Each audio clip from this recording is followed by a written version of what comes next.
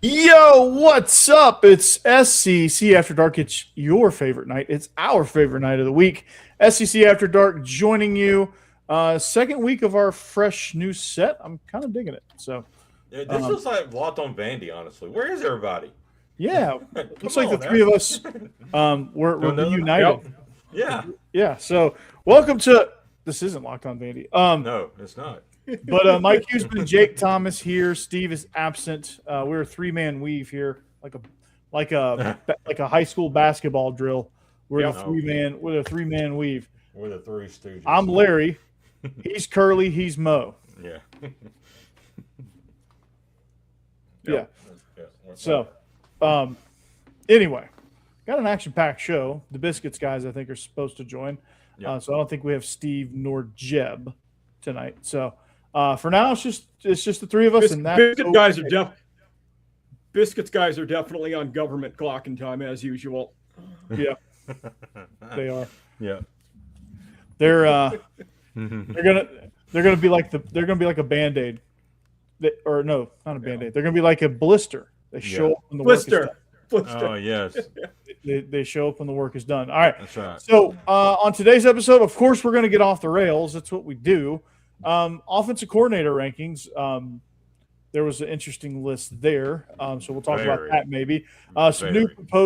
new proposed calendar Yeah. that came out, and of course, the three of us already discussed this a little bit on Locked On Vandy, but Yeah. it was going to be for the whole group. But we'll discuss it again for all of you guys. If you want to see our initial discussion, Hopefully my camera stays this time and I can contribute the whole conversation. yeah, Yeah. that was cut out we're doing. Right. Yeah. Yeah. he just dipped away. Is the G Yeah. chord dip away? Where did Mike go? It was funny as Jake was like, "Yeah, you know what, Mike," and you just dropped. Yeah. Was I like, rewatched it this morning and saw that. Yeah. Yeah. It's like, Yeah, oh. I was like, that's just too funny. I just gotta Yeah. leave that in. So the new 5-and-5 rule. Those of you who haven't if you haven't heard or don't know the details of it, you get 5 years to play 5 seasons. So 5 seasons in 5 years.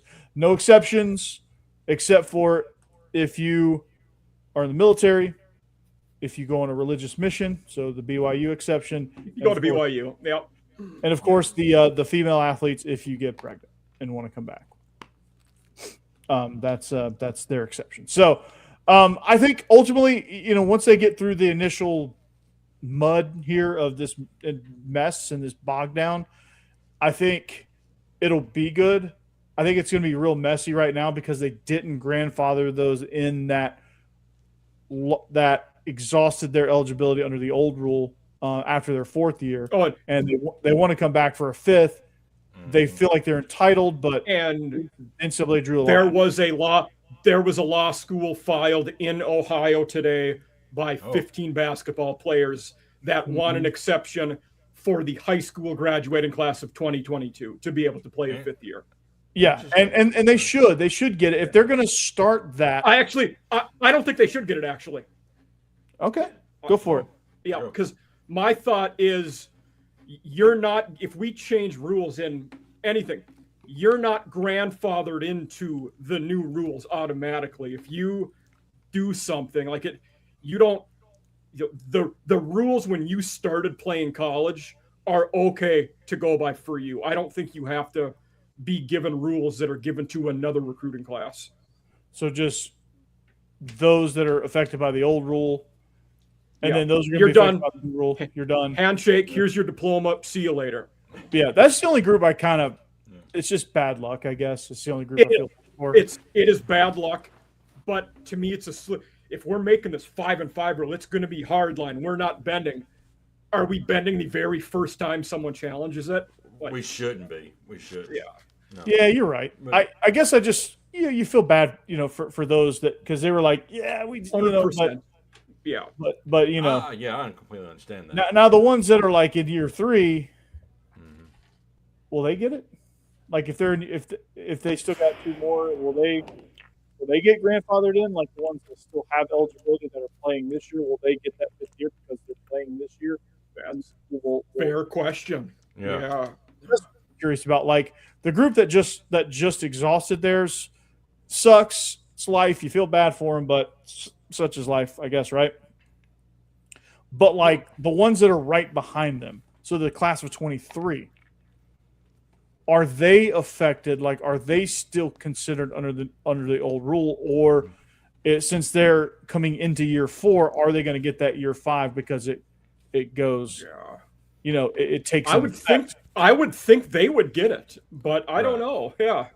You know, definitely class of 24 and beyond will probably get it. Yeah. It's just the 22 and 23. Well, 23 or 22 is obvious they're not getting it. Yeah. 23 would probably get it. Yeah.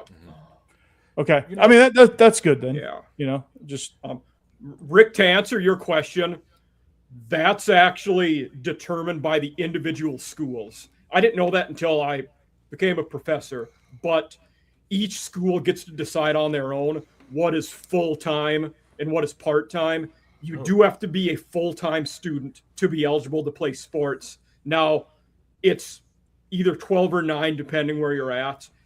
But if you're a grad transfer, it's usually only 6 if you're in a master's program. So each school gets to decide that on their own, essentially. And that's because some schools do semesters, some do trimesters, some do quarters. It varies based on where you're at. Depending on what I eat on certain days, people think I'm in my 3rd trimester. So that's good. Mike, I think when we discussed this on Law Talk Van the other night, you brought this up. I got 2 questions, and one of them I think you brought up. But how does this affect the JUCO players? Does their clock start under this and the new 5-and-5 rule? And the other thing is, I know there was something about red shirts, but what about injury red shirts? Is that still a thing? It won't be. Okay, I didn't think it would be. And the JUCO one, we talked about it. I only said what my opinion was. I don't think we know the answer to what. Like, my opinion is once you start playing JUCO, that window should start. I don't think we actually know the answer to it, though. I've heard the window. Yeah. I think I read somewhere, and I've read a lot of things in a lot of different places, so I could be, my wires could be crossed here. So, but I thought I saw they weren't going to make the exception for JUCO. It was going to start. They should go to JUCO. Yeah, because then you're favoring JUCO over FCS and D2, and that shouldn't happen. Yeah, I agree. Yeah, and then of course, I don't know if we've ever gotten NAIA to NCAA transfer, but how would that affect it? Like NAIA, it's a totally different. I'm sure we have it D2 and FCS. I can't think of an FBS one for the life of me. Yeah. That would be an interesting case study. Yeah, it would be. Because at some point you're probably you could very well get it. Like there's a lot of good NAIA. Yeah, there are. So, and also that would be similar to JUCO in a sense that you don't have to pass the clearinghouse as an incoming freshman, where you do an NCAA. With NAIA, you're usually eligible no matter. Yeah. You have a high school diploma, they're going to let you play. That's a good point. That's true. Yeah, I remember there were some kids with some pretty sketchy grades at my school that got financial package offers from NAIA schools. I was like, okay, you guys are willing to take this on. Cool. Like there was 3 kids that we sent to, no, that was a D3 school. Never mind. But there was one that they ended up turning it down. This pair of kids ended up turning it down. Ended up opting to go to a JUCO that got shut down because they broke California recruiting laws or recruiting rules. If you're breaking JUCO rules, you're really going overboard on this because they weren't really in existence anyway. Yeah, no, it was. I was like, California has rules in JUCO, but I guess they recruited too many out-of-state guys. I think that's a thing. Maybe, I don't know. They had a bunch of kids from around the country, and the coach got fired, and they disbanded the program and displaced all of these kids. But it was a situation where they had a financial aid package at University of the Cumberlands, and they could have taken that and went to a 4-year school, but they decided to go to JUCO instead. Boss man, what's up, man? Good to have you. What's going on, guys? Good to see you. Nice to meet me. Yeah. Awesome. Me, Corey, and Mike have been talking about the new 5-and-5 rule. We talked about this when I was on Locked On Van the other night. So let's get your opinion on it. Yeah. So I'm generally in favor of it. I think that the first thing I'll say on it is it's kind of funny and ironic, and I guess it's just where we are in college sports right now, where this rule was implemented in order to really stave off a lot of the lawsuits that we've seen. And immediately within 12 hours, we have a lawsuit. I mentioned that earlier. With basketball, we have one already. Yeah. Right. So, and also I put this in our newsletter, but it seems like that lawsuit might be kind of frivolous. Like, I don't really understand it. I think those kids that are suing are already grandfathered in. Like, it seemed really gray area and murky to me. And, I'm no lawyer, but for me, weird. I thought it was they were the 2022 high school graduating class. Okay. The 23 ones are grandfathered in. I don't know if their class is. Okay. But, Well, I mean, whatever, I guess. I don't know. At the end of the day, grandfather that class in or don't, I'm for this rule. Generally, my only caveat to it is I do feel like that there are extenuating circumstances with extreme hardship, right? Like you've got a mother who's got cancer and you need to take a year off to care for her, right? Or you get injured, right? You have a serious injury. Like I can understand where you get 1 year of extra eligibility for that. But those parameters would have to be super, super tight because they've been abused. So like we have hear me out, guys. What if you're a 26-year-old G leaguer and you want to go play basketball for Will Wade? Would I get an exemption for that? You should. Right, no. That's their whole roster right now. Yeah. And that's where I think like I land on this is that let's just get back to common sense, right? We just haven't had common sense here in college athletics for a very long time now. And I mean, we could talk about it right here. That's what common sense is, right? Okay, 5 for 5. That makes total sense to me. I'm for it. And then there can be very narrow, extenuating circumstances as to why you could get 1 extra year. But after that, you're done. The caveat, and I brought this up with Corey and Jake on Locked On Vandy, boss man. The carve out I think we need to look at are the Pro Kick Australia guys. They're dominating the punting world now, but they're coming over at 26, 27 years old. I think we have to do something to accommodate them. That pipeline needs to stay open somehow. Yeah. Mm-hmm. Yeah, that's going to be a tough one because, like, the whole reason why we have this is the influx of international players coming into basketball. Exactly. That will be taken advantage of if we make a rely. I said this, yeah. And so it's like where – and this is kind of where I guess they're going to have to do some finagling. But, like, where do you draw the line? Yeah. It's like, where do you draw the line with the international guys? Like, do they come over – do you tell those guys just come over by the time you turn 19 and you're good? What do you tell them that then? When it helps Clemson and hurts the Gamecocks, that's where I draw the line. There you go. I mean, I think honestly that's the reason, right? Like these carve outs, these caveats that people kept adding and the international stuff and all that. Yeah. The NCAA just went all the way and said, we're not even going to deal with any of it, right? Mm-hmm. 5 for 5 period, end of story, done, no caveats. Yeah, and the clock starts no later than the school year after you turn 19. Yeah. Mm-hmm. Unless you go to BYU, then it'll start when you're 22. Yeah. Yeah. True. Which is great. I am Mike Huseman is supporting their First Amendment right. I don't want people to think I'm bad mouthing BYU. Good for them. Yeah. Well, that's the caveat then. Hey, I'm I want to play when I'm a little bit older. Well, I'm just going to move to Utah. I'm going to become Mormon, and hey, they got pretty girls there. So marry a Mormon girl and play for BYU at 22. What if I go to Texas A&M Qatar and need to go to that campus to make the Hajj and miss a year? Like what do we do there? Yeah. Exception done. No problem. Okay. Yeah. That's for oil, baby. That's what we do here. Yes. In Texas. That's for oil. Then I mean, you can play at 40 if you want. I don't care. But will let Texas Tech do the same thing, right? If it's for oil? Absolutely not. Yeah, no. Okay. Yeah, no way.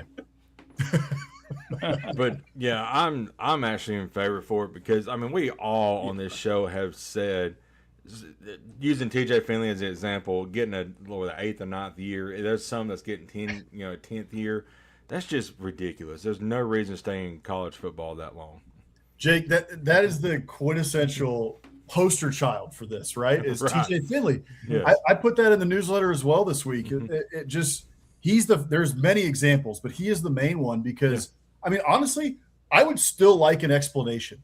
I know. What was the justification? I never knew what the justification was or heard why he got not just one, but 2, 3 extra years to play college football, like 4 extra years. I mean, it was just And he unreal. wasn't the only. He's low hanging fruit, but he wasn't the only one either. I mean, we had an Oregon tight end that was in his 9th year. Right. Yeah. Sure. No, I agree. Yeah. The list is long, but he's the poster.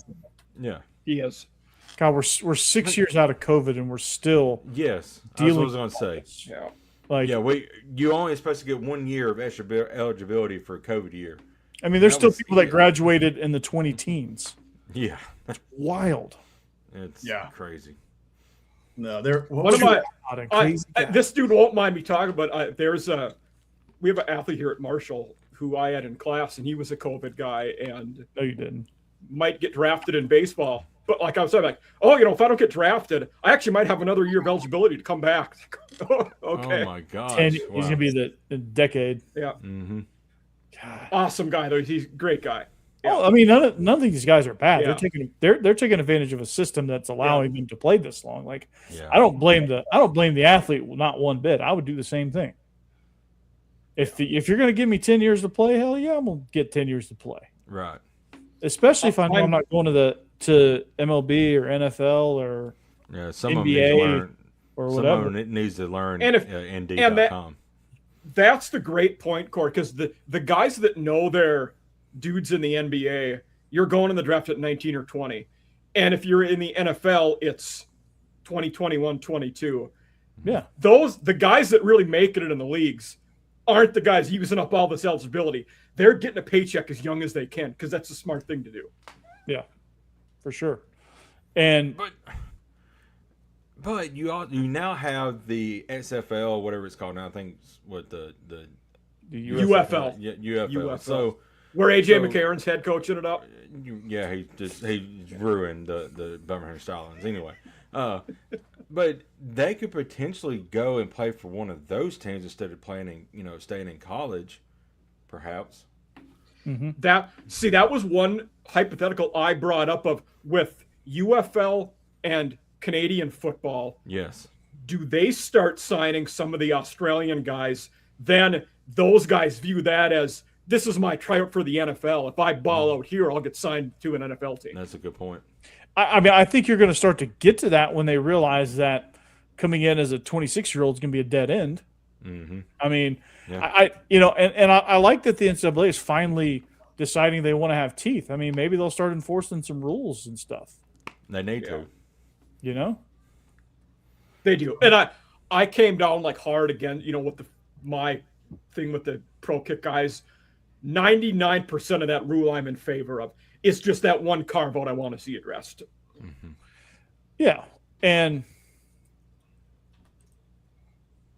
yeah, I'm looking up the class that TJ Finley was in. He was in Oh the God, class. it's amazing. Yes. Bryce Young, DJ Wow. Ukulele, CJ Stroud. I mean, my gosh.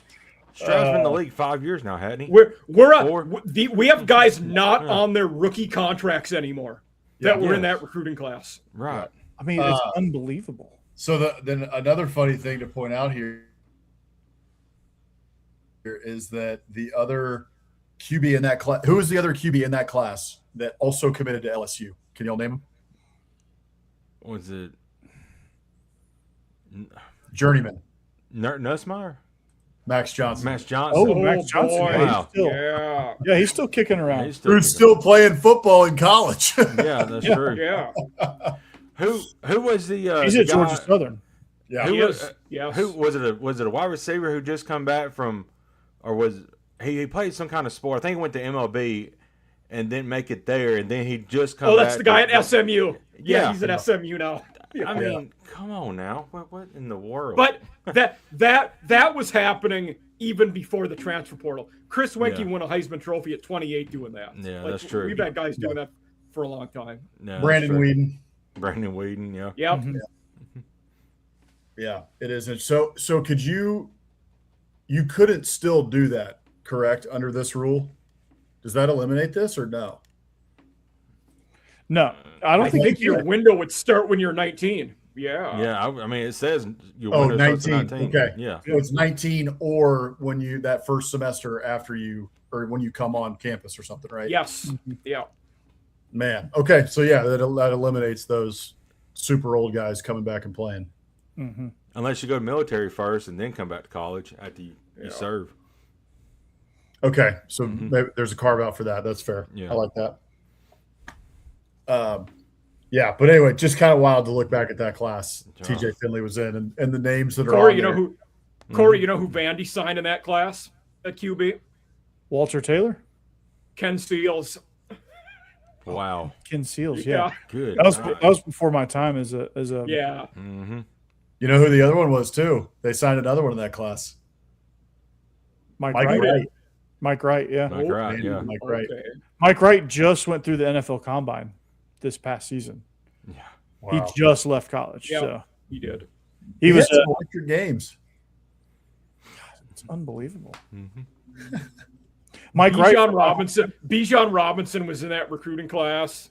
Tank Good Bigsby. Yeah. Jace McClellan and Roydell Williams for your tie, Jake. Yeah. Golly. God dang. Take you back. Blake Corum, he's been in the NFL for 4 years and won a natty Yeah. in Michigan. Yeah. Yeah. Jeez. Oh, fantastic. Yeah. So, can y'all help me here on the new proposed calendar? Because I know there's like a lot of shifting. I haven't even heard about this. I'm interested. I can. Yeah. So, one of my favorite things about it is that they're going to potentially allow for joint practices. And they're going to they're basically going to break up the off season and I think you get 21 days split over 2 periods, basically like 2 OTA periods. Right now it's 21 total. It's going to go to 15 and 15 split over 2. Wow. Okay. Yeah. But you can never they'll spread out the weeks though, so you can never go more than 3 days a week in that 15. So it's going to be 5 weeks break, 5 more weeks. Apparently the coaches want to do that because it'll mirror the NFL's OTA schedule essentially. Which honestly I love, and I talked about it on the squad show. I absolutely love that. It's good. It's very good. And I think because it gets you great. I think it's going to make the game sharper because it gives you that work over the summer. It gives you that, like high schools are doing OTAs over the like high schools are working out and practicing. Like in Georgia, they have padded. They call them padded camps, where they do like a 2-day work day against another school, and it's like full pads, and they have a practice. They get, I think, or no, they actually call them OTAs. They get, I think, 3 OTAs per summer, where they can have padded practices with other schools. And so that's a big thing. I know in Tennessee you can do in June you can't do full pads, but you can do everything else. Even doing can you imagine doing a spring scrimmage against another FBS school? How cool that would be, because all of us are starved for football. They do that in high school. Right. But you could make it something cool, like the money for this game is going to go towards X charity or whatever. Like, you could do a lot of cool things with that spring stuff. Or we'll split it even and it'll go to the NIL fund. Yes, exactly. Yeah.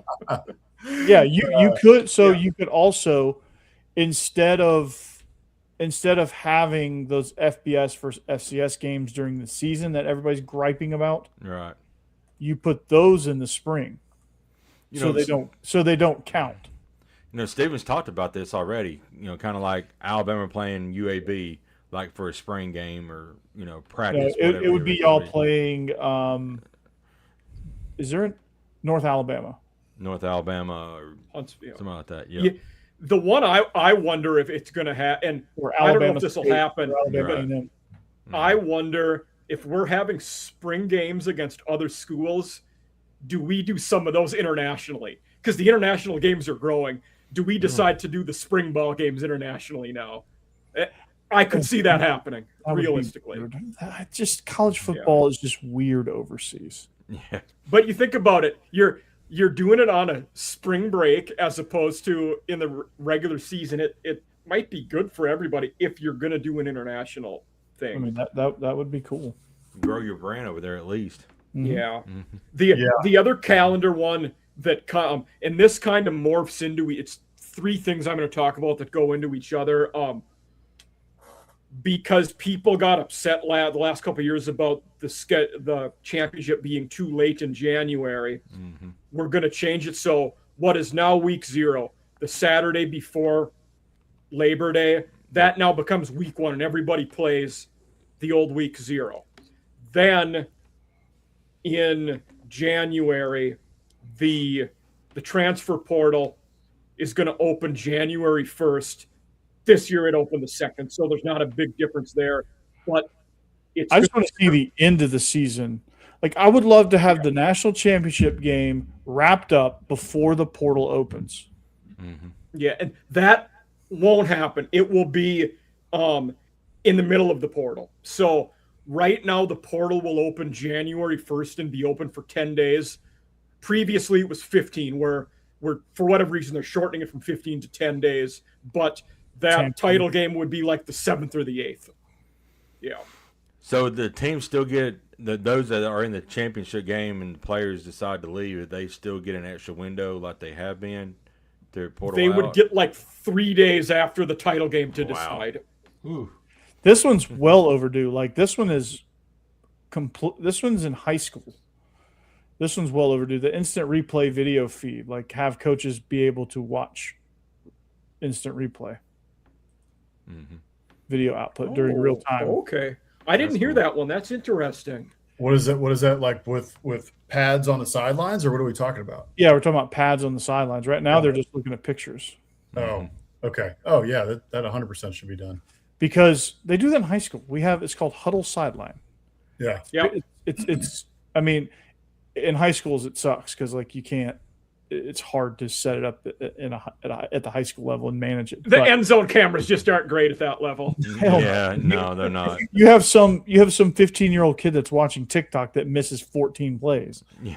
It's like, what are we doing here? Yeah.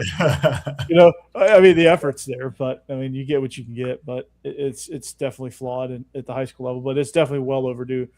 Also, the OTAs and stuff is a high school thing. The spring game is a high school thing. The other good thing, the other rule I did like that they changed is they got rid of the ineligible year for when you jump up to FBS. So North Dakota State and Sacramento State. Sacramento's not a state, by the way. But those teams can go to bowl games year 1, where before you're ineligible. They made it so they'll be bowl eligible year 1, which I think is fantastic. Yeah. Yeah, I thought that was a weird rule that they couldn't be bowl eligible if they're coming up to play the division. Like, play in the division, like you got approved. Why in the penalized? And in the past, it was almost a 2-year penalty because if you were moving up, FCS wouldn't let you in the playoffs your last year there either. So you got it on both ends. Yeah, like, what are we doing here? Why so punitive? Yeah. Just if you're a playoff team, you're a playoff team. So be it. If you're a bowl team, you're a bowl team. And it didn't matter for a long time because most teams making the jump couldn't win year 1 anyway. They were none of them were bowl eligible anyway. Yeah. Yeah. UMass moved up 12 years ago. They never made a bowl game. No. They're still getting screwed. No. They are. I want to go back to is the inter squad scrimmages kind of thing, right? For the spring game or however that's going to work out. I love the fact that they're potentially going to do this, and my mind immediately goes to Hard Knocks. Like, every school has their own that they put a YouTube show out and all that. All those are fun and great, and I watch as many of them as I can. And I know that we've got the Netflix show too that did some of it. It was good. It was okay. But I think that, look, if I'm Netflix, free idea here, Netflix, whoever, you Amazon should sign. Prime will do it. Who? Yeah, Amazon Prime, right? Like they did the all or nothing series. Longhorn Network might do the Texas one. I've never heard of that.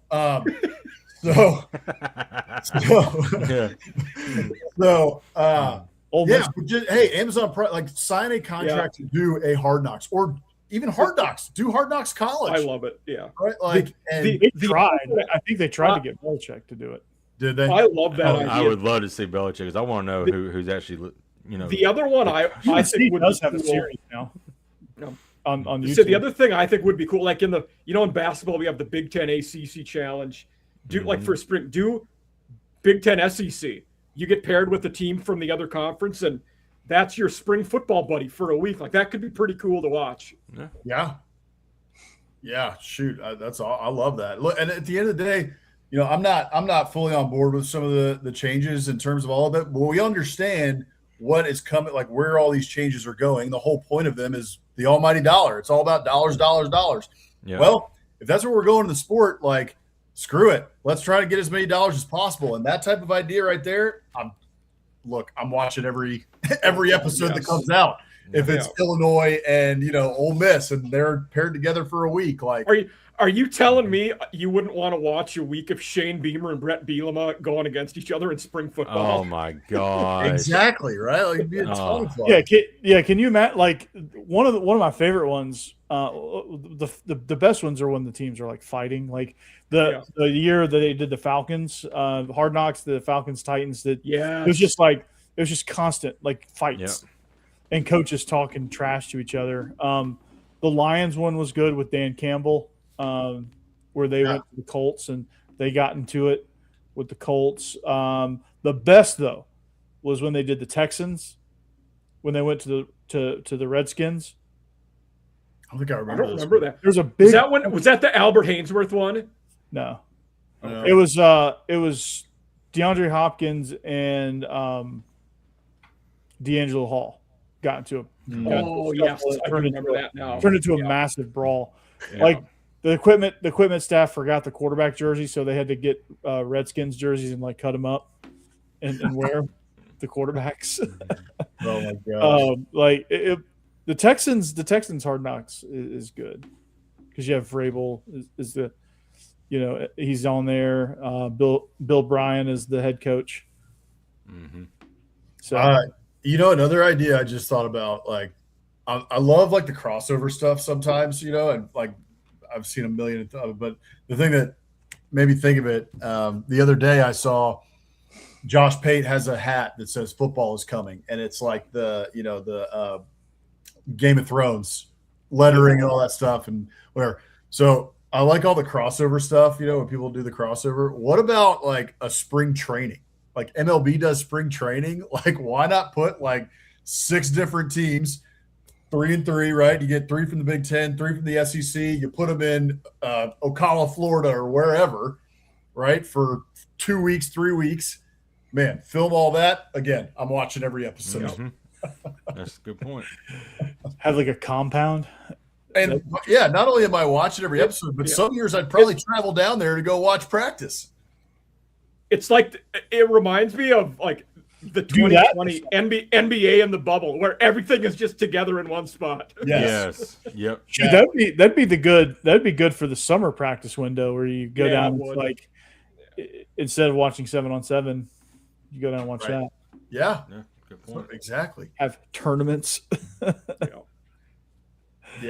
Yeah, exactly. Yeah, that'd be fun. I'm into that idea. Till one of your starting players tears an ACL in June and is out for the season. Oh, why do you got to be Debbie Downer, man? Yeah, that could happen if you were working out. Doesn't matter. Yeah, but we're minimizing risk here too. Screw that. Yeah, it's football, man. Yeah, people are gonna get hurt. That's why you recruit. That's why you have a roster of 105. Rub some dirt on that torn ACL. Okay. You'll be fine. Doctors are good nowadays. Yeah. They are good. Yeah. Oh man. Yeah, that'd be cool. I would love that. You know, I like the OTA model. I like the joint practice model. And just leave it to the teams to kind of communicate with each other. Hey, how about go ahead. I would say for me, I'm thinking like for me, the oddball combination of like Beamer and Bielema hate each other. You have the most straight-laced angry man in Kurt Signetti going up against fun-loving Drinkwitz that makes jokes about everything. Yeah. Like the two, like That the would biggest be- odd couple you could ever imagine. That'd be awesome too. Yeah.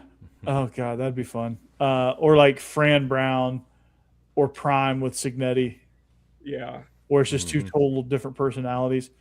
Prime is Yeah. just like larger than life, you know, Yeah. prime time, and then you got Signetti who's he's curmudgeon. We're you have- basically just describing male reality TV because I would watch all these shows. Yeah. Every woman, you know, I'm sure would be like, this doesn't really seem interesting. And all of us are like, I'd watch every second. You're right. And then they're like, Love Island. Yeah, exactly. Like hey, Clark I got a Lee and Pat concept for the Fitzgerald show. being the same person essentially. Yeah. Like, Going yeah. with each other. Hey, let's do summer house college football coaches, Yeah. right? Just put them all. Yeah. Let's put them in a lake house, like 4 or 5 of them, and they have to get along for 2 weeks, and let's see all the Yeah. Have shenanigans. Beamer, you have Beamer, Kiffin, Bielema, Yeah, like Dion. Clark Lee, Yeah. Dion. Mm-hmm. I'm trying to think When of Signetti. when ratings dip midsummer, Peter Herbstreit will show up in the Golden Retrievers to make Yep. boost engagement. Yep. yeah. Got like a wild card like Dana Holgerson. Throw him in there. Oh man. Yeah. Tom Herman just kissing that's everybody a as good they walk in the call. door. Yeah. Who invited this guy? Yeah. Right. What? Hugh Freeze. Oh my gosh. Ed Orgeron. Yeah. Yeah. Yeah. Hugh Freeze is just leading worship in the living room. Yeah. Righteous Gemstone style. Yeah. Yes. Yeah. Oh Well, gosh. I want to get off the rails just a second, but it is a football topic. We're not off the rails already. Well, I mean, we have actually talked about the new 5-and-5 rule and the new We proposed have. calendar, so we've been on schedule. But I got in a little bit early, and I was looking at some of our media assets, but I saw this, and I'm sure, Mike, you probably made this, or somebody made this, but I was looking at this. and this I is did make very that. good. Yes. This is well, very Google interesting. Gemini gave me the big assist on that one. Yeah, that is very interesting. When I was did looking when at did this get in here? Yeah, I was like, this is sweet. Yeah, that So, is. Yeah. It's not as good as the chicken wing menu. Oh yeah. yeah, right. That Yeah. was good. But You can order triple ghost pepper habanero, So yeah, or you could get plain. yeah. for the overall head coach one, I Yeah. tried to make it like I gave the commands to make it like the SEC one. This is what it came up with. Yeah. And But it I took love a that. long time. It could not get Major Applewhite's logo correct for the longest time. And for Bill Belichick, it kept giving me a Patriots logo. Of course. Oh. Yeah. And of course, Jalen Chadwell don't have a picture because I don't know. I think he's a robot, but Yeah. you know. But Liberty. Dave Aranda, it looked like he messed him up a little bit because he looks like he's like got one dark eye and one like no That is- eye or something. yeah. It's just that was crazy. But The robot does a lot of cool things, but Yeah. it's still a little bit off. right, just a little bit. But that was pretty cool. I was looking, I was like, man, I I read wrote an that article, entire and list. those were the. So I did a series where I did the coldest to hottest coaching seats for all 10 FBS conferences, and then the last one I did the 10 hottest overall. Okay. So yeah, and Yeah. if I had to redo it again, I might have Dell McGee as number 1, but Aranda was number 1 there, and McGee was 2 or 3. This Yeah. is GPT. This is the difference. That's Yeah. a good one. That's a very good one. Yeah, that's GPT. This one took a little bit of finagling because it kept giving me like weird stuff down here at the bottom. I wanted to be like, look, just no images at the bottom. And then Okay. Yes. Yeah. But yeah, my point is, Mike, GPT, just get like all your Google accounts and sign up for GPT and just cycle through them when you run out of free creations. Yeah. Just cycle through them until the other ones reset. Yeah. And just I asked our tech guy here at Marshall, told me that he said GPT's way better for graphics. Gemini's probably better for text, but for that kind of stuff, he said the same thing. Like that's the one nice thing is we're Outlook University, so Copilot is built into our Outlook, and that's based off of GPT. Yeah, Copilot's good. They're decent with graphics. I haven't used it for graphics at all yet. So they're decent with like simple graphics. Things that don't require a lot of imagery. But it's great with Lost Jake. Jake just dipped away. Happened to me a couple nights ago. Had some camera difficulties. Interesting. This is you could always do 5 seasons. They just took away the red shirt, it seems. Yeah. I think that's you had 5 to get 4. Yes. You weren't eligible to play 5. If you played 4 and 4, you were done. Yeah. You didn't get the 5th unless you got injured. So I meant to others, Jake. So you've always had the 5 years. I'm back. But this one you have 5 years. Yeah. Like you immediately. You could play 12 games all 5 years under the new system if you wanted to. Yeah. Which is great for development. I think it's good and bad for high school recruiting because you can get those guys in and get them playing. And I think it's gonna calm some of the movement down in the portal too, because guys are gonna get on the field faster and they may be satisfied. The ones that are never satisfied are never gonna be satisfied. No matter where they go, there's always going to be guys that go 4 schools in 4 years because they just are impatient. But the ones that like were borderline, that's like, well, I didn't play this year, so let me jump in the portal. They might play this year and go, oh, okay, I can see where we're going. That reminds me of another good topic I wanted to bring up in terms of eligibility in the draft. Did you see what Major League Baseball recommended for the draft moving forward? They want to make it so high school seniors are not draft eligible. They want you to have to essentially play 2 years of college before you're MLB draft eligible. Yeah, I think the Players Association shut it down. Like immediately shut it down. Okay. Really? I mean, I like the players. They probably should have, but yeah. The Players Association was like, nope.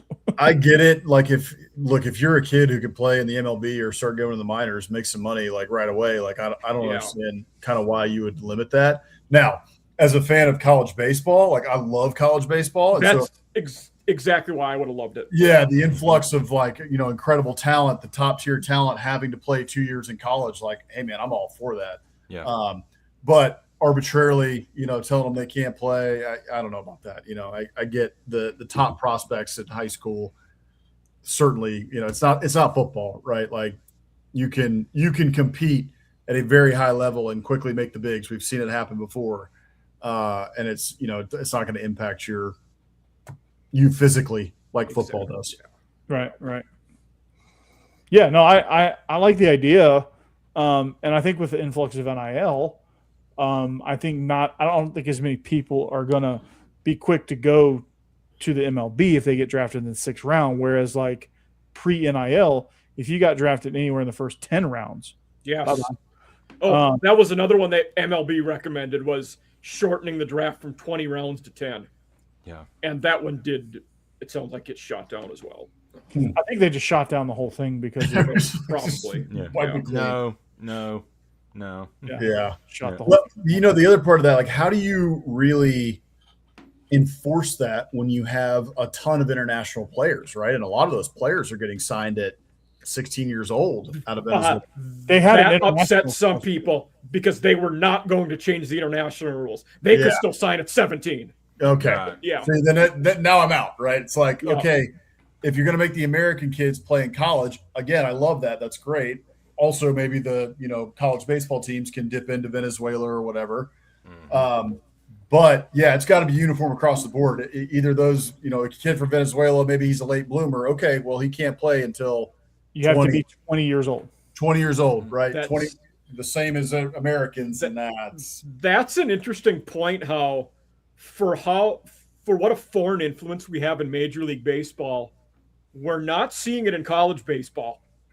Now, Yes. I know why, MLB. but it's just we're not. Yeah. They're all going MLB because you get signed straight out of Curacao. You're not going to college. They're, You're Right. they're also probably not academically qualifying because they're not going to school that long. Typically. That's a good point. No, I don't think they can. I don't think they can qualify. I don't think it's Yeah. the ones that are like jumping straight in and some of those guys are good enough. Like by the time they discover them, they're good enough to like jump straight into AA, and then like once you get up to AA, like if there's not a whole lot of barriers in between AA and Major League. Yeah. Those guys get like Jeff Rancour was pulled from, and Brian McCann were pulled from AA. They skipped AAA. Yeah. And they went. The went into the studs majors. oftentimes do. The guys that yo-yo between the majors and AAA are usually not your star players. Yeah. No, those are into the roster guys that just they can't quite find a spot for them, and they at the roster deadline they get sent down. At the roster deadline they get pulled back up. For when they expanded to 40 for the playoffs or whatever. There's a kid in the Braves organization that may skip double in AAA. That's Steve Hartman. That kid is in Rome right now, and he is electric. Mm-hmm. I mean that's just like the fun thought exercise to do, right? It's like, hey, say this rule is in place, like just some of the names, like Roman Anthony, he goes to college. Even going back further, you got Bryce Harper. He's going to where does Bryce Harper at Ole Miss? Actually, Bryce Harper was going to be a Gamecock. Was he really? Oh, wow. Yeah, because you think about Perkins, they had won the 2 natties and then made it to another. Oh yeah. One. So That's true. Yeah. So anyway, it's just fun to think about some of those guys that skipped college. Like who would have ECU Pirate Mike Trout. Yeah. Is that right? Yeah. Clemson Tiger Jeff Rancour, he would have been in. He would have been. He was actually going to play football and baseball at Clemson. Wow. Trying to think who else. Yeah. Would Kyler Murray have played baseball at A&M? Who? Would Kyler Murray have played baseball at A&M too? Yeah. He actually committed as a dual. Yeah. Yeah. He was planning to play both, and then I think just made the decision. I'm gonna play football. I think a lot of those guys do once they get into it. Jameis Winston did both. Mm-hmm. Yes. He was the closer for Florida State. He was. Yeah, that's right. I forgot about that. He was the closer. He came in through straight gas. He had a cannon. Yeah. He still is just straight. I mean, it was just fire coming off his hand. Prime did 3 sports at Florida State: baseball and track and football. I think he played a baseball game and ran in a track meet on the same day. That's incredible. Yeah, that guy's just. Bo played both. Fun trivia fact for you: who was the last SEC player to be all conference in football and basketball? Football and basketball? Yep. Oh gosh. He is in a Hall of Fame. No idea. Basketball. Yeah, I don't know. Barkley. No. It's going to be some game. Pat Riley. Wow. Pat Riley. Kentucky. Yeah. Wow. Dang. Oh, I never would have gotten that, No, man. I wouldn't have either until I was like, no way. Yeah. All conference D-back at Kentucky. Huh. The answer for the ACC would have been Julius Peppers. Yeah. Oh, yeah. Sure. Or Charlie Ward. Yeah. Tony Gonzalez in the Pac-12. Yeah. I'm pretty sure Nuke Hopkins played a year of basketball at Clemson too. I'd have to double check that. I think he did.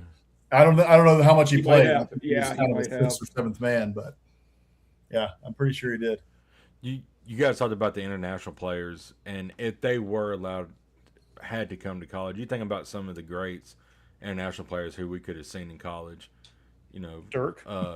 Have you heard? I mean, have you heard Charles Barkley talk about his Dirk Nowitzki story in Germany? Because No. he said we were on a Nike tour in the summer and we're playing this German team and Scottie Pippen's guarding the wingman. It was Dirk, and it's Scotty's like, I got him. He has 30 at halftime, ends the game with 56. And Charles said, I go up and talk to him at the end, like, who are you? You know, thick accent. My name is Dirk Nowitzki. He goes, how old are you? I am 18. And Charles said, first thing out of my mouth, you want to go to Auburn? Name your price. Yeah, no kidding. And that was then the summer where they changed the rules so the international guys could get drafted right away. Yep. That makes sense. Technically, Steve Nash was an international guy. Yep. from Yeah. Canada. But you Tony think, Parker. Yep. Yeah. But I was thinking more like I mean, baseball. but you Akeem think about- Olajuwon was technically too. Tony Kukoc. Olajuwon played in college though. He did play at Houston. I was with you, Yeah. Jake. So did Nash. I was thinking baseball too. I was thinking like Yeah. Miggy Cabrera. Right. Oh, Yeah. Ronald Acuna Jr. playing in college. What about the flamethrower Aroldis Chapman? Aroldis Chapman. Throwing 180 in college. I mean, Rip What him. about- yeah. What about Otani playing in college? Ohtani playing in college? Good My Lord. God, That would be a joke. it would be. Yeah. He'd be hitting 750. now batting for the Bruins, number 17. Yeah. Yeah. Hey, Otani. Yeah. Good Lord. Yeah. Oh God. my God, we just hit one 700 feet. Right, yeah. Yeah. Literally a cheat His code. his yeah. ERA 0.75 and his batting average is 684. Yeah. Yeah. Yeah. His batting average starts with is 3.2. But those guys with metal bats, oh my God. Oh my. Yeah. Yeah. That'd be, God. Otani would have killed a guy.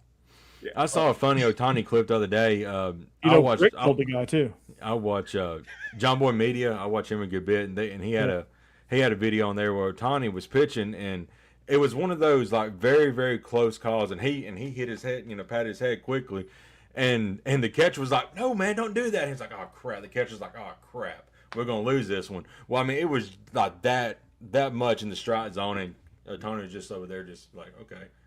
I'm right. Of course. I mean, And then I think doesn't later on in that inning, I think he was having trouble framing, Yep. and Otani got pissed at him. Like Otani He did. catch the ball properly. What are you Right. doing? Yeah. Look at me. Yeah. He was like, I mean, he was wearing it. He wasn't even putting his glove up over his face either. He was wearing him out. He was. It was funny. that dude's incredible. Yeah. I have loved that about the ABS system is you can see it with those guys in the box. Like they know, and they know if it's off by like half an inch. Oh yeah. I mean, a lot of them are getting it right, and they're like immediately like, look at it. Yeah. And it's like, oh, wow, it is a ball. Half an inch. He's like, I knew it. Told you. Yeah. Right. Well, remember, they didn't have it World Baseball Classic, and U.S. beat Dominican Republic in the semifinal on a blown call that probably That's would have true. gotten called out under Yeah. ABS. Right. That's true. Hey, by the way, I went and did some shopping today. I thought you guys would enjoy what I picked up. It is preview season, baby. Aha. Oh, I thought There you you got go. this. I thought you got that. Yeah. Yeah. Yep, we're locked and loaded, man. We stay strapped here in the off season. So There you only go. one I couldn't find yet. I don't think it's on stands yet. I got Pick Six previews in my email. That's coming in early July. And then I think Dave Campbell's Texas football. I don't think it's out on some stands, at least around me. So I got to pick that one up soon. But yeah, man. What did you I'm, get? Athlon, ready to Phil Steele, and Lindy's? Athlon, yep, Phil Steele and Lindy's. So we are about to gain some ball knowledge. There you go. We're so close to the season, boys. I mean, we get. I know. This is all these are helping me supplement our Biscuit Index series that we're doing on Biscuits and SEC Live right now, which is a ton of fun. We deep dive into every team, but not just the rosters. It's like everything, to do with the program. But, in order to get caught up on the rosters and where the heck everybody landed after the transfer portal, I need my trusty Bibles. of course, the first team out there, we just give them the maximum number of biscuits possible. So, Yeah. Yeah, exactly. We got to start off with a bang. yeah. Right. Pull them out of the oven hot and fresh, Mike. Yeah. Come on. There you go. Give the people what they want. What was it? Grandma's 100-year-old recipe? Was that the Grandma's 12 100-year-old biscuits? recipe. Yeah. Yep. Christmas morning. Yeah. Oh man. Yeah. Scrape the burn off with 5 or something. Yeah. Corey, I think you'll enjoy that one. It was Georgia. Georgia got 12 biscuits. Georgia's got 12 biscuits. Gotta love it. Just me, we got a whole rating system. It's on there, but 12 is perennial power. What 2 schools are you guys doing next week, boss man? That's a good question. Hold on. I had this up the other day. Actually, I've got it right here. Auburn's next week. Hammer's doing Auburn, and I've got the Florida Gators. Oh, love it. Oh, that's an interesting one. Yeah, because those are 2 teams with a lot going on this offseason. I hate that I have to temporarily like the Florida Gators. I hate that. Bama connection. I hate it. Yep. You can like them until the play them. That's it. I don't give a crap what they do overall record. I just want them to score a bunch of points. Mm-hmm. Yeah. I want them to lose to Georgia and lose to Vandy 54-52. Yeah. There you go. That way it's all the defense coordinator's fault. There you go. Okay. You're rooting for Buster to get a head coaching job. Yeah, that way I don't have to root for the Gators anymore. There you go. Yeah. That will be an interesting because I think we're only 2-ish years away from that happening. But what will happen is Josh Heupel will get fired and Buster will get hired at Tennessee. Oh, God. I'll tell you, a coordinator who's probably going to get a head coaching job soon, that's Kane Womack, which I'm terrified of. Yeah. I mean, he still could be a head coach if he didn't want a bigger one. He'd still be at South Alabama. Exactly. Yep. Yeah. True. Yeah, he's a heck of a coach. And I'll be curious, too, with Linguist, if you guys lose him, Jake, because he was a head coach at Buffalo. Exactly. Yep. Yeah, that's a kind of a sneaky one that not a lot of people think about. Yeah. Right. Being a good part. And he's a great recruiter, too. The other one, I think, boss man, this is a you guys one. Elijah Robinson will be one before too long. He's a good coach. Mm-hmm. Yep. I mean, I'm so happy to have him back. Like, I never thought he loved A&M. He was beloved by our fan base, and so when we lost him, like, we understood because he was getting a promotion at the time. But man, to have him back on the sideline in College Station is huge. That guy's a hell of a defensive line coach. So yeah, we're pumped for sure. Glenn Schumann, maybe. Yeah, I think will be. Yeah, I think Mike Bobo's pretty safe. Probably. Yeah, I don't think he's gonna be a head coach anywhere. That Will Stein guy could be a head coach soon. Oh, yeah. I have a question, and it won't be an SEC team, but if the Longhorn defense lights it on fire, does Will Muschamp get another shot somewhere? Like at a G5, or would he even want a G5 head job at this point? Not. I mean, he could probably go back to South Carolina if they fire Shane Beamer. I'm sorry. I take no. Maybe that was for the Longhorn Network joke earlier. Maybe. Yeah. Maybe. No, if Syracuse has a good season, I want Fran Brown. If the Gamecocks are looking, I think they're going to tank, man. I'm sorry. I think the Fran Brown experiment is over, to be honest. See, I'm the opposite because they were 9 wins his first year, and last year they were pretty good until their QB got hurt. Then they just didn't have a backup. That's true. Syracuse is just tough. It is. It is hard. It's a tough place to win football games. Yeah. It's a basketball school. Oh, I'm loving this right here. Longhorn defense lighting on fire. Exactly. Yes. They have the best defensive player in the country in Colin Simmons. That's one guy. So it's a team effort, Mike. Okay. Yeah. Don't let facts stand in the way of Boss Man Longhorn hate. Okay? Right. Yeah. Over hating, man. Yeah. Cut half. I do. Somebody had. I heard this the other day. I didn't see this, but With somebody no jam. apparently ranked Arch 10th in the. I think it was in the SEC. The 10th quarterback in the SEC. I was like, all right, wow. even I can't. Even I cannot put him at 10th in the SEC. No. Yeah, that's pretty wild. Yeah, that's pretty funny. He looked pretty good against A&M that last game. Yeah, last month of the year he was awesome. Yeah, right. Yeah. Yeah, I mean, I've just Men in Black that from my mind. So Yeah, I know. It's Yeah. starting to click for him. Unfortunately for you, boss man, it's starting to click. yeah, And And, it- then, I know. and they're Cam Coleman, and then the two with bringing in Hollywood Smothers and Rayleigh Brown.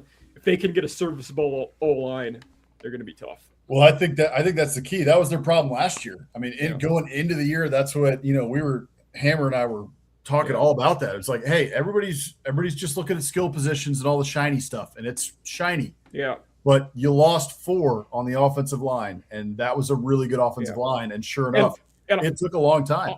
I've told you, boss, but too, I think that's with the Aggies too. You guys look good everywhere. That O line lost a lot going into. I mean, do you replace all 5 or 4? 4, same thing. 4 out of 5. Yeah. But what kind of experience did you replace him with? Because I think with the transfer portal, the experience thing is different. Yeah. Like it's not like you're replacing those guys with freshmen, right? If you get legit guys out of the portal, that's like 3/4 credit for experience. Like I agree with that, but I still think like the offensive line, even the experience stuff matters for sure. But if you're coming in and you're coming into a new scheme, you're working with new guys, like the offensive line has to work as one, Has to gel. That doesn't. I mean, the continuity is huge. Continuity is huge. Yeah. I get it, but like things work at a faster pace these days. Like that's not as big of a problem to me. I don't know about that. I thought that was probably going to be the case with the portal and once it got implemented. But if you go back and look at the Joe Moore Award finalists, all of those lines are lines that, for the most part, you had like one guy maybe who was on the transfer portal or from the transfer portal. The rest of them are typically upperclassmen, juniors and seniors, and guys who have played together for 2 to 3 years. But Well, it was, the two best in the country last year were Indiana and Iowa, and they both had guys that had played together for 3 years. Right. Or 2. Well, their philosophy is developed from within, so Yes. they don't ever overhaul either. Like it's a difference. Yeah. Like that's the double-edged sword of the portal. Like you're getting experience, which helps soften the blow. But like when you compare them against the Iowas and Indianas of the world, like those guys stay together because, and Vandy's starting to get that too. They're starting to get, like with this past recruiting class, they brought in 5 offensive linemen. They're trying to create that class separation so they're not having to replace 4 guys every single year. Mm-hmm. And Kirk Ferentz might be the best O-line developer in the world. Like he's really, really good at it. Yeah. A&M's going to be a great test case for it this year because we brought in a ton from the portal, a lot of guys who were highly recruited out of high school. You bought Trovon Bow, asshole. We got multiple SEC guys, so we'll see, right? Yeah.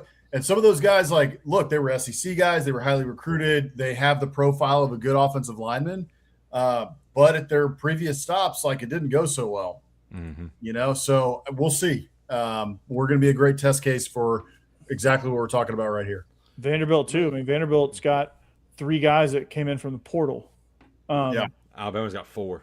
Cooper, 3 starters. Cooper, will the be center, really good. Yeah. the Bo Johnson from North Dakota State, which you're getting guys from O-line factories. So that's good. And then the third starter, I believe, is going to end up being Micah DeBose from Alabama. Okay. As a portal guy, but that one might be a in the system guy. He's competing with an in the system guy, and then of course the other tackle position is 2 in the system guys that were brought in from the portal the previous season. So they've been on campus. So I have a question real quick. Before we get out of here. I didn't take long. Nice. Let's Sorry. go. Mike, you might be able to answer this, but let's say just hypothetically, just throwing it out there, that Texas goes 9-3 again, and they don't make the playoffs again. Does Sharp's seat start getting a little hot down there in Texas, or you think he's pretty safe? It shouldn't, but it will. At 9 wins, he won't get fired, but it might be, hey, dude, we expect better than this in 2027. Yeah, that's what I'm thinking too. Oh, for sure. With Arch Manning at quarterback right here, they're expecting a national title and all Right. the talent and all the money they It's put going to in. be the same way with Lincoln Riley. It's, hey, dude, we're expecting better than this. Yeah, right. Yeah. So you may need to go back to Oklahoma if they'll have you. Yeah. They got Brent Vrabel, so I don't think they need him. Yeah, I was talking about that with the UCLA guy I had on off season this week about Lincoln Riley, and I don't think he would get fired. It would be a, hey, dude, if you go take another job, we won't charge you a buyout, and then you don't have to pay. We won't pay you, and you won't pay us. And I mean that is true. Before they come to SEC, dude, this guy hates Texas more than you do, boss man. Boss man's They're like, ultra. There's kindred spirits here. They're ultra. yeah. Is this Hammer? Good to see you, my man? Hey, come back. Is this next Hammer week. in Virginia on a burner account? Right? Yeah. Oh man. No. Speaking of Virginia, Vandy added Virginia to the schedule. That's too fun. Texas has won playoff games 2 of the last 3 years. That is true. That's not. Yeah. Texas looks great on paper, been but games aren't played on paper. They're played inside TV sets. Yeah. All right, Corey. 2 minutes. That was a Kenny Mayne joke. I know. I love that. Was great. Yeah. All right, 2 minutes, guys. I hope you guys enjoy our new set, by the way, and I hope you guys enjoyed this. This really a lot of fun show, boss man. Great to have you back, Jake, Mike. This was round 2 for us. Right. We did Locked On Vandy earlier today, so we are SEC After Dark. We joined forces to bring you the greatest show of the week, and it's because we joined forces. It's like the Infinity Stones, right? It's like a bunch of these great shows join forces and become one. So it's absolutely amazing, and that starts with Biscuits and SEC. We got one half of that show represented with the Boss Man, and we got our double shot of Alabama, Jake Thomas, who made his debut on Locked On Vandy this week. So go check out that episode. He does Tide Talk Live with Stacey Blackwood and Bama After Dark as a solo project. Mike Huseman, Off-Season After Dark, CFB in 3, which is his new spinoff series, which may actually become bigger than Off-Season. Which, if that happens, that's a great deal. I mean, it's a great show. You should check that out.